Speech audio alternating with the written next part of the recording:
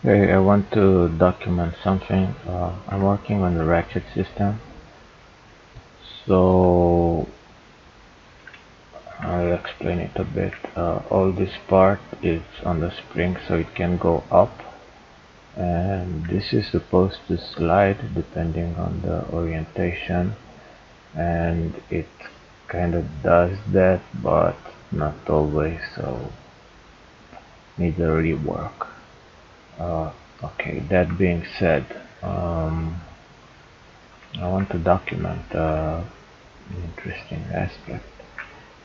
So, okay, this side is definitely heavier than this one because I have more material, so it wants to go downward, but then it starts to climb and it's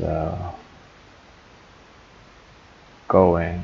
But because this wants to get higher when it's on this part, and now it will want to actually go higher, it kind of keeps going and going. Yeah, it's pretty interesting. Well, that's about it. Bye.